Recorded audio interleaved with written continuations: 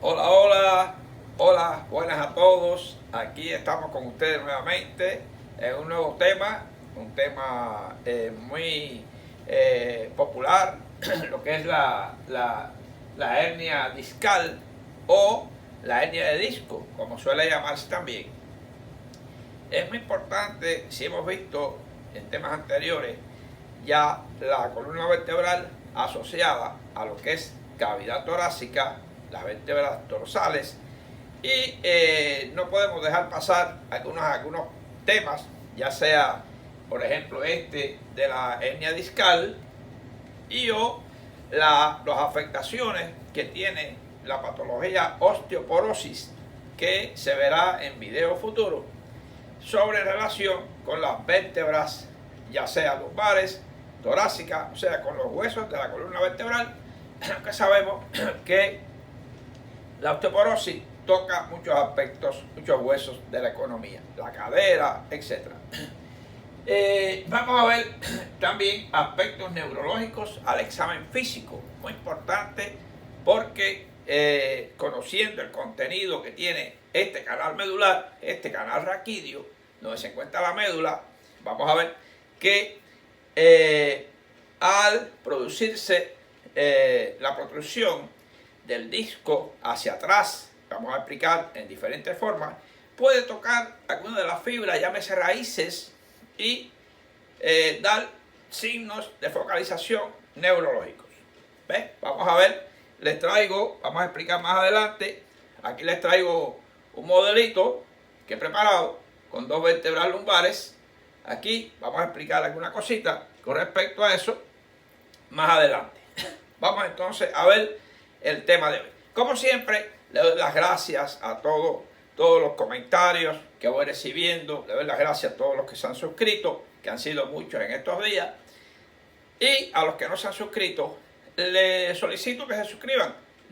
No para tener uno más, sino porque si vieron el tema y les gustó, de la forma que les va a llegar los videos futuros, es suscribiéndose y dándole a la campanita, donde dice todas. Ahí van a tener el video, los próximos videos en relación a esto y muchos temas más que vienen de camino para que les lleguen a ustedes. Vamos a ver entonces qué tema vamos a ver sobre esto. Ahí vemos una representación de la hernia del disco herniado y veremos, vamos a ver, recuento general de lo que es la columna vertebral en general. ¿Ves?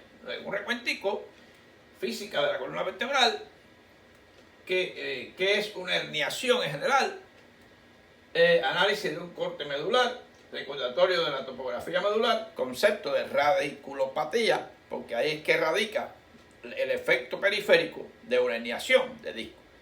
Recuento o recuerdo de dermatomas, de lo que son los dermatomas y omiotomas, y diagnóstico de una hernia discal. De antemano le digo, antes de pasar, que una herniación es todo aquello que se produce cuando un contenido por ejemplo, la cavidad abdominal, el disco o otros órganos o tejidos que están en un lugar, salen a través de un agujero o salen de su lugar, se van de su lugar, provocando un efecto a todo lo que está. Por ejemplo, como se hernian las amígdalas cerebelosas a través del agujero magno, como se hernia el disco intervertebral, como se hernia unas vísceras, un asa intestinal, etc., a través de un anillo inguinal. O sea, hernias puede ser herniación, puede haber hernias internas, etc. Hernias ventriculares, el concepto general de herniación, por eso lo doy ya, para que tengan la idea de que estamos hablando. Muy bien, seguimos adelante. Esto es un corte medular, aquí lo vemos, esta es una vértebra lumbar, ¿ves? Aquí tenemos el modelito que les estaba hablando, aquí tenemos el modelito, aquí tenemos el cuerpo de la vértebra lumbar, puede ser la L4 y L5, aquí está el disco, este rojo es el disco intervertebral hialino con un núcleo pulposo, como ustedes lo conocen, y aquí están los apófisis, las que son las costiformes, la apófisis espinosa, las carillas que se articulan, y aquí está el agujero intervertebral, ahí, por donde va a salir donde va a salir el nervio o las raíces que van a ser lesionadas o comprimidas por este disco y van a dar la sintomatología. Aquí tenemos el conducto, lo que es el canal medular, formado por todos los abuelos vertebrales, uno sobre otro, forman un canal. Y ahí, por eso les presentaba, ya después cuando hablemos otra vez del disco, vamos a presentar de nuevo el modelito. Aquí tenemos la vértebra lumbar, como les decía, y el canal, el agujero vertebral. Fíjense que, ¿por qué les digo esto? Dentro de ese canal está la médula, la cual tiene una raíz posterior. Recuerden que el cuerpo está anterior y tiene cara posterior y anterior. Recordar que ya vimos temas anteriores y vemos que hay una raíz posterior y una raíz anterior.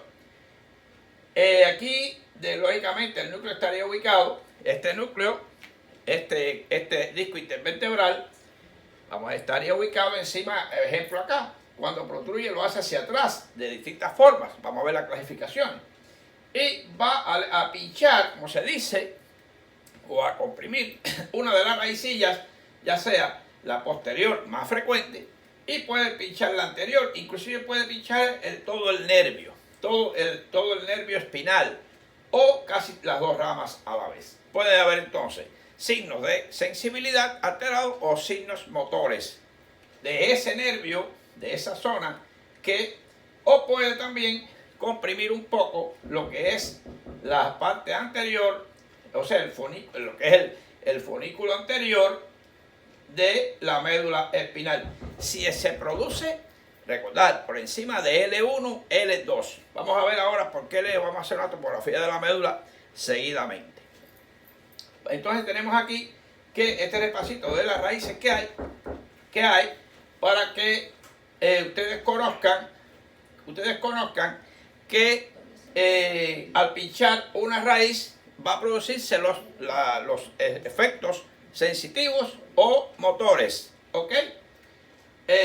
Más adelante le hacemos hincapié en la topografía de la médula a ustedes. Seguimos adelante. Vamos a ver que, fíjense, la médula que está contenida en todo ese canal medular va lógicamente, desde C2 aproximadamente hasta la parte inferior de L1. Lo que L1 quiere decir que de ahí hacia abajo llega hasta acá, L1, todo esto aquí llega hasta L1, ya de ahí para abajo lo que está es la cola de caballo, que ahí se la represento, la cola de caballo, que son todas las fibras sensitivas y motoras que vienen de la parte más inferior de la médula o del cono medular. Ya aquí les estoy poniendo de por sí aquí una foto de mi video donde di el plexo sacro, al cual les sugiero que lo vean después conjuntamente con este tema, y el plexo lumbar, para que les dé una idea mejor de lo que es este video. Ahora bien, la médula tiene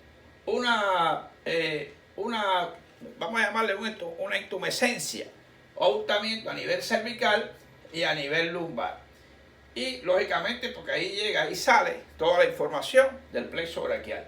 Y aquí llega y sale toda la información del plexo lumbar y el cono medular. Por tanto, esas raicillas son las que van a bajar a formar a lo que sería el nervio, por ejemplo, el nervio ciático. ¿Ve? Por eso es que el pinzamiento por la herniación de estas fibras a un nivel de L1, L5, L2, etcétera, o torácica o cervical, porque vamos a ver que dependiendo el nivel que hablemos, va a pinchar distintas estructuras. Vamos a ver cómo se clasifica y vamos a hablar todo esto. Ahora bien, fíjense que aquí les muestro cómo si el disco, al protruir el disco, puede pinchar, por ejemplo, si es L4, puede ser que esté pinchando las raicillas de L5, porque pasan por detrás, por donde se produce la herniación de ese núcleo pulposo, de ese núcleo de una gelatina que era líquido, se fibrosó y salió hacia atrás para pinzar o pinchar estas raicillas y va a dar los signos de focalización. Por eso le pongo plexo lumbar y sacro, como que ustedes los deben revisar para entender mejor toda esta parte. Igual que más adelante, cuando vemos miembros inferiores, sobre todo, y miembros superiores, le vamos a situar específicamente qué nervios o qué raíces tienen que ver, de acuerdo a los dermatomas y miotomas, con la salida y qué relación tienen con ese disco, dependiendo del nivel, y qué produjo ese disco al comprimir esa raicilla. Muy bien. ¿Qué son los dermatomas y miotomas? Y lógicamente, es importante saber que, sobre todo, ¿cuáles dermatomas? Bueno, de miembros superiores y miembros inferiores. Lo que pasa es que fíjense que está como hay unas líneas imaginarias que esos dermatomas van a denotar las diferentes áreas que son inervadas por las diferentes nervios espinales. Los 31 pares de nervios espinales tienen una representación, miembro superior, en el tórax, lo que es en miembros inferiores, y fíjense que todo esto gris que está aquí sería prácticamente el plexo lumbar, y todo eso rojo que está ahí sería prácticamente el plexo sacro-occipio. Fíjense. Y luego hay algunas áreas que no voy a especificar, ahora las vamos a estudiar cuando vemos miembros inferiores, específicamente qué áreas que las conoce el médico, las conoce el neurólogo, cuando examina con los sistemas diferentes de examinación del examen físico, buscando las áreas de dolor y pérdida o no de sensibilidad. Por tanto, y los miotomas sería entonces que son los grupos musculares, tienen relación con las ramas motoras que salen, y los nervios son los generales, por lo general son los nervios periféricos, pues son por lo general mixtos. Entonces van a esos grupos musculares, ya sea el área deltoidea, el área del miembro superior, antebrazo y mano, y así en el miembro inferior lo que sería el grupo anterior del muslo, posterior del muslo y de la pierna. ¿Ven? Eso lo vamos a especificar cuando veamos miembro superior y miembro inferior. Hoy nada más les menciono para que vean qué cosas son los dermatomas y qué cosas son los miotomas. Bueno, un repaso del área herniada.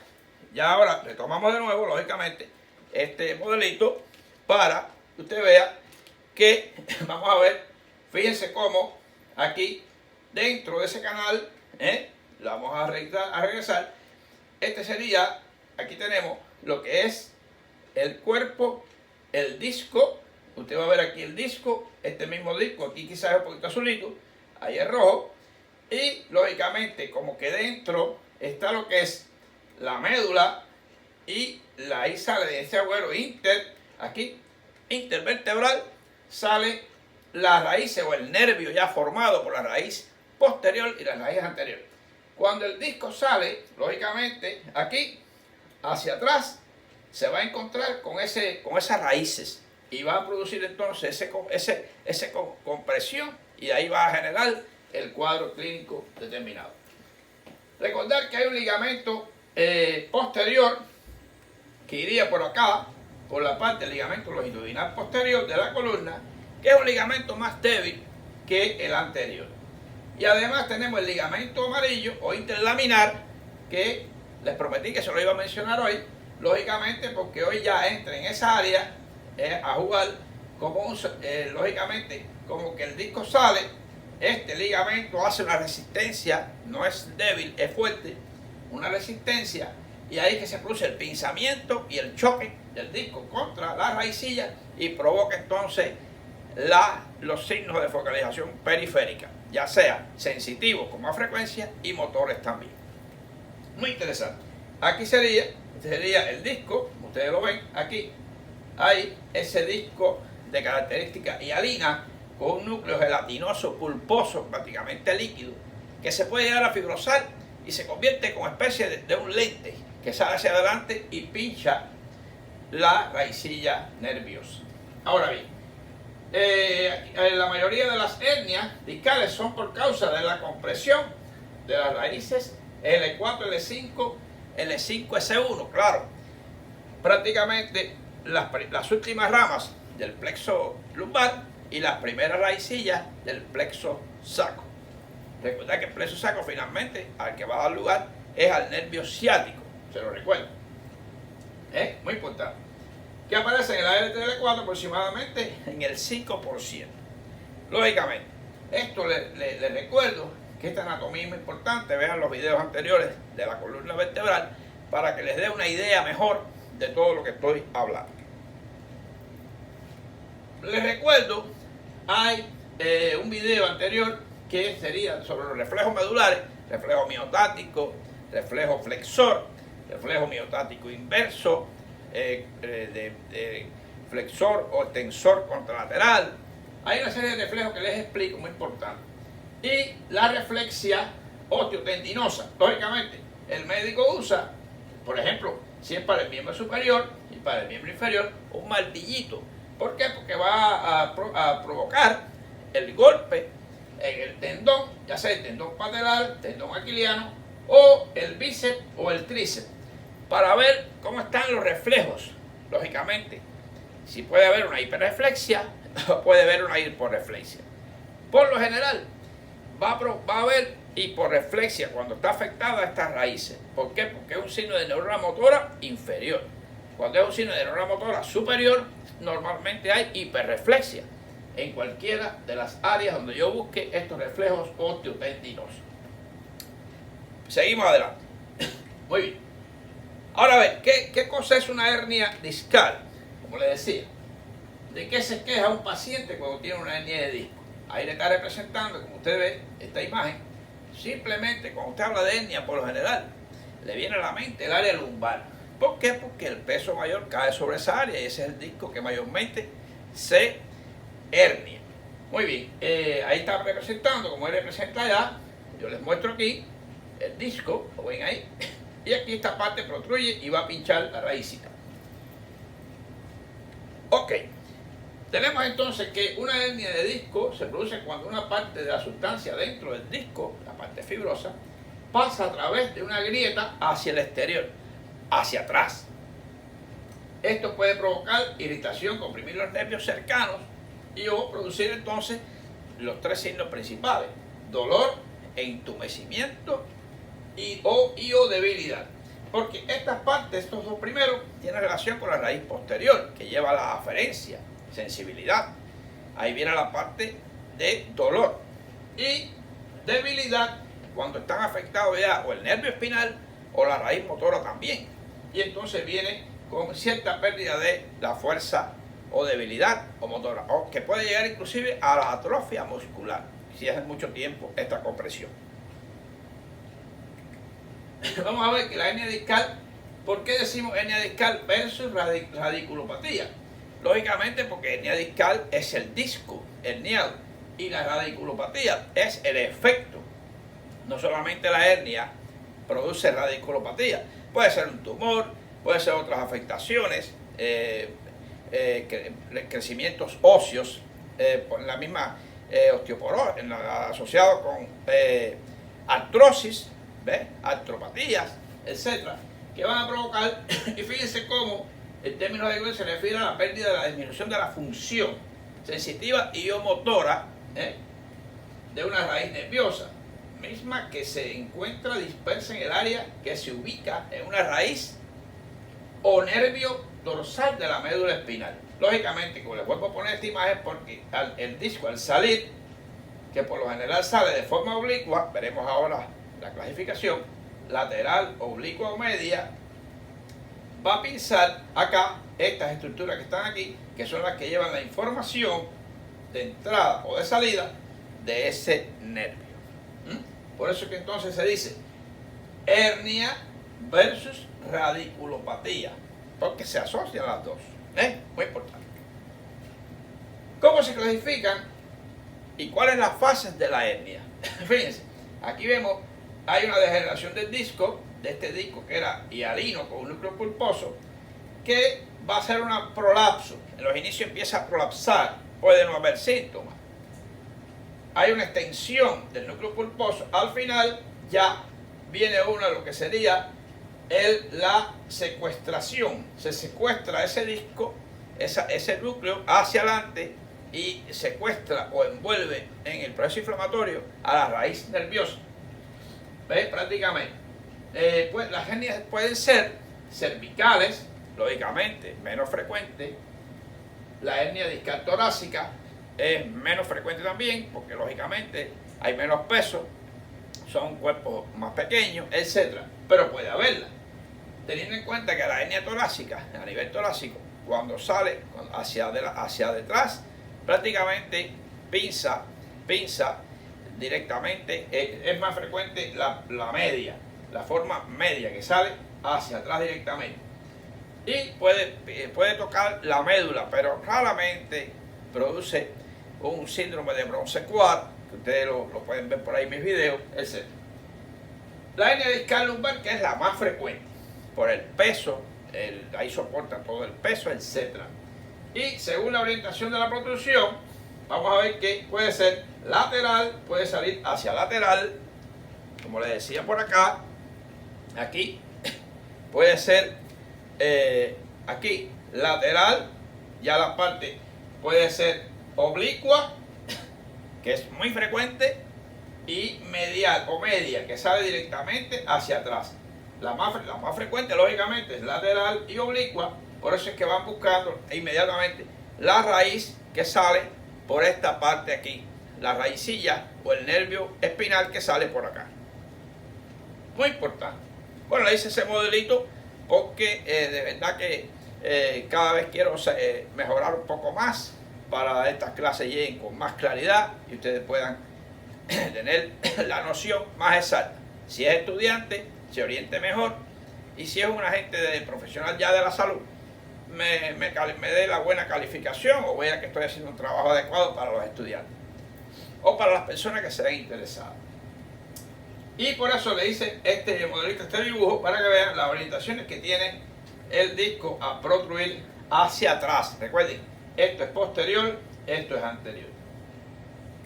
Muy bien, pues entonces, ¿qué signos y síntomas tendrá? Lógicamente, vamos a ver que va a salir a pinchar las raíces L4 o L5, y de ahí va a hacer la acción sobre el efecto sobre el reflejo osteotendinoso, la sensibilidad, pues se mide también lo que es el volumen, porque puede haber, si es crónico, puede haber atrofia muscular, etc. Tiene que ser bien crónico para que haya una atrofia por desuso muscular, porque les recuerdo que el músculo recibe una eferencia constante y tiene un tono adecuado, y si no llega esa eferencia todo el tiempo, puede hacer una atrofia por desuso y disminuye el volumen. ¿Ves? Lógicamente. Los signos, como dijimos, pueden ser dolor, y los signos sobre todo los va a explorar el médico en la consulta, el neurólogo, etc. Vamos a ver que por eso va a haber un examen físico en el cual se va a hacer distintos signos, por ejemplo el ASEI, que es muy clásico, que va a ser positivo dependiendo del ángulo que se vaya colocando la pierna, y la maniobra ASEI, que se emplea para valorar el compromiso de los nervios, fundamentalmente de los nervios raquídeos, que forma parte del nervio ciático. Lógicamente, recordar, como les decía, que esas raíces que bajan como cola de caballo en el sacro o en la parte lumbar, esas raíces se van a juntar para formar el nervio ciático, que tiene una porción externa peronea y una porción interna, lo que es tibial. Entonces, lógicamente, ese ciático contiene todas las fibras que vienen de arriba, y al hacer esta maniobra de restricción entre los 30 y 70 grados, ahí va a producir, es positivo, porque se dice entonces que hay un LASEI positivo, porque hay dolor inmediatamente.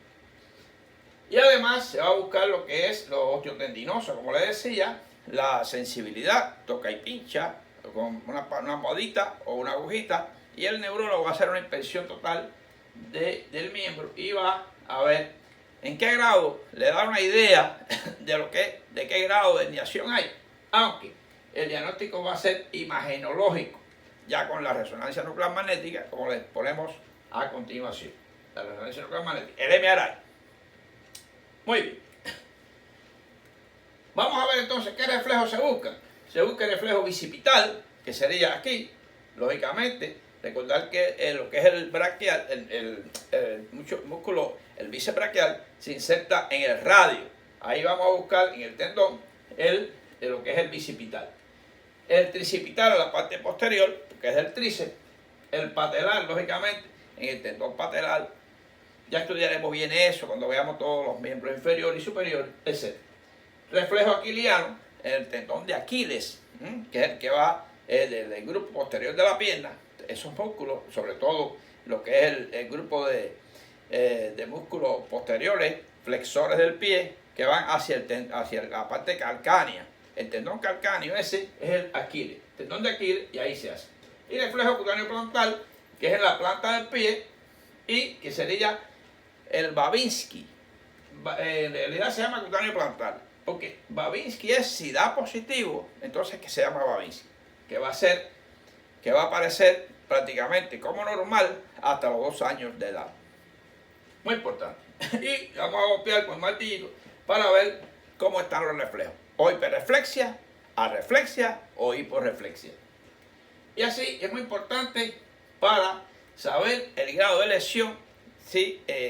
Puede haber otras patologías, pero estamos hablando de la hernia de disco, que se relaciona con muchas patologías. Otras enfermedades del plexo braquial, otras enfermedades del plexo lumbar y sacro. Muy bien, seguimos adelante. Vamos a ver que el diagnóstico imagenológico de la resonancia nuclear magnética, el MRI. ¿Qué cosa es? Vamos a ver qué es el MRI, porque la resonancia nuclear magnética, vamos a ver que este núcleo grandote que usted ve ahí es un núcleo que se le hace pasar un campo magnético muy importante, fuerte, y produce ruido. Todos hablan de que produce ruido. Esos ruidos porque en ese momento el campo magnético produce las ondas magnéticas. ¿Y qué pasa? Que el cuerpo humano está compuesto, muchas veces se hace con contraste o se hace sin contraste. ¿Por qué? Porque muchas veces no se necesita contraste, porque todo lo que son los huesos y las partes blandas está formada por agua. El agua es H2O. Y los hidrógenos, que hacen un movimiento de spin, que se llama en química. Y ese movimiento genera una energía y es captada por ese campo magnético y hace la imagen. Esa imagen que usted ve ahí. Ahora, muchas veces se hace mielografía o se hace con contraste para provocar un poquito de mejor visión del área que se está captando. Eso sería el MRI o la resonancia. Y se puede hacer el medullograma, la medulografía, y va a verse el área herniada. ¿Ven? Prácticamente se ve el núcleo que está saliendo hacia atrás y pinzando la raíz a ese nivel. Por lo general es más frecuente, como es lógico, a nivel lumbar, como les decía. Espero que hayan entendido lo de la resonancia nuclear magnética, porque es muy importante. La TAC tiene otro mecanismo con radiación, etcétera, y una suma de imágenes en diferentes cortes, etcétera. Y el rayos X fue lo primero que surgió. Un día vamos a hablar de esta parte, de cómo se usa estos diferentes medios imagenológicos en el diagnóstico. Ya cuando veamos, terminemos ya tórax, abdomen, vamos a ver muchos elementos sobre esto. Muy bien, seguimos adelante. ¿Qué haremos entonces? Si es, lógicamente, si hay un núcleo provocando y pinzando la raíz, usted la logra ver aquí, este núcleo salió hacia atrás, lógicamente, y me está provocando ese pinzamiento. Bueno, pues hacemos la extracción del disco. Se llama laminectomía. ¿Por qué laminectomía? Vamos a ver aquí de nuevo. Lógicamente, el paciente va a estar acostado, boca abajo, y la única forma de llegar ahí a lo que es al canal medular es quitando la lámina que se encuentra en la parte posterior aquí, se quita la lámina, esta lámina que me permite llegar a donde está el disco. Lógicamente, por la parte anterior, muy difícil. Voy por atrás y aquí quito la lámina que está aquí y puedo llegar a lo que es el núcleo pulposo que me está comprimiendo y lo retiro. Simplemente ese es lo que es el llamamiento, ¿verdad? ¿Cómo se llama la técnica? Laminectomía. ¿Ves? Muchas veces hay otras patologías afectando y otros discos que están y se pueden colocar metales provocando elongación de la columna vertebral y así evita en esa posición que siga comprimiendo el disco y así protruye menos hacia atrás. Así que más o menos esto es lo que tengo sobre la hernia o en cuanto a operación, etc. Se ha usado y se usa con muy buenos resultados algunos elementos. Bueno, el paciente puede tomar antiinflamatorios, puede tomar vitaminas, etc. Pero fíjense que el ozono ha venido a ocupar un lugar importante en lo que es el tratamiento de la hernia discal. ¿Ves? Fíjate, y como antiinflamatorio, porque es un antioxidante importantísimo y va a provocar como elemento antiinflamatorio. Pero ¿qué es el ozono como tal? El ozono está libre en lo que es la atmósfera. Fíjate que es O3, muy diferente al oxígeno, que por ser O2, ¿por qué? Porque está unido al nitrógeno. El ozono está libre, muy importante. Y esa capa de ozono nos protege de la entrada de los UV, UVA, UVB, que son potentes y dañinos a lo que es el cuerpo humano, etc. Ahora, que el ozono es una molécula triatómica, lógicamente, triatómica. El oxígeno que está unido con el H2, el oxígeno que está unido al nitrógeno, es diatómico. Este es triatómico, formado por átomos de oxígeno. Es un alótropo de oxígeno mucho más reactivo que el oxígeno diatómico, que es el que está unido, que es el que respiramos, que está unido al nitrógeno. Ese es el que respiramos. Produce una serie de enzimas antioxidantes que hacen efecto antiinflamatorio.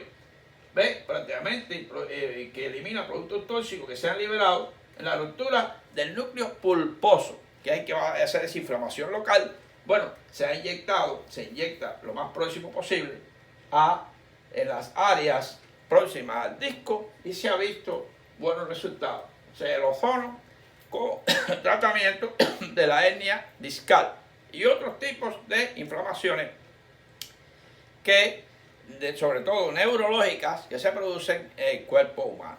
Le doy esta idea y para un conocimiento más, un dato más de por dónde anda todos estos tratamientos de la hernia discal. Hasta ahora también, tratamiento médico, tratamiento quirúrgico, la laminectomía, hecha por el neurocirujano versus ortopeda, y el ozono o el tratamiento médico antiinflamatorio. Bueno, pues nada, le doy las gracias como siempre y siempre recordándole que para más profundidad de estos temas o relacionarlos con otros temas que en ese momento se puedan discutir, los invito a unirse al canal. Para unirse tienen que darle a la opción unirme, que aparece en la pie de cada video o en la página principal. Ya les digo, todo como en la vida, ya si va a haber un trabajo mayor de este que hago, que con honor lo hago y con cariño, si va a haber un poco de más trabajo de acercamiento y cosas ya particulares que usted quiera conocer, bueno, conocerme más a mí, lo que yo puedo brindarle, ya puede entrar y lógicamente tiene un pago mensual, pero usted puede retirar ese pago cuando usted quiera y no tengan temor. Y recordar que prácticamente el primer nivel es como un super thanks, o sea, un super gracias que usted hace por mí para apoyarme en este canal y un estímulo más, porque la vida está llena de estímulos, de acción y respuesta. Por tanto, fíjense, como dice Albert Einstein, que son frases, cuando un cerebro habla, hay que escuchar. Dice que nunca consideres el estudio como una obligación, sino como una oportunidad para penetrar en el bello y maravilloso mundo del saber. Y quiero decirles que el saber no ocupa espacio.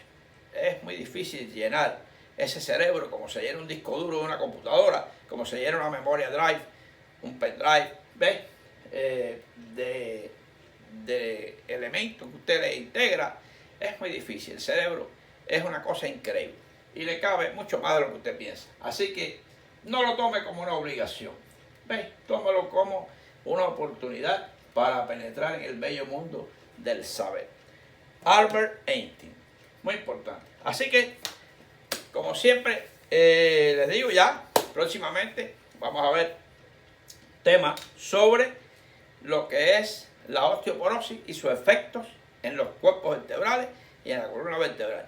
Y ya después, si no hay otro tema de interés, ya pasamos a lo que sería los músculos. Vamos a irle colocando a esa jaula torácica que vimos, vamos a irle colocando músculos, etcétera, para ir rellenando y después empezar a analizar qué órganos hay dentro y todas sus particularidades para estudiar específicamente ya temas muy importantes como lo que es los neumotoras, los traumatismos torácicos, todas las enfermedades ligadas al corazón, infarto del miocardio, etcétera, asociadas con el EKG. Nos seguimos viendo, seguimos adelante y suscríbase, denle a la campanita y únase al canal para estar más cerca. Seguimos adelante.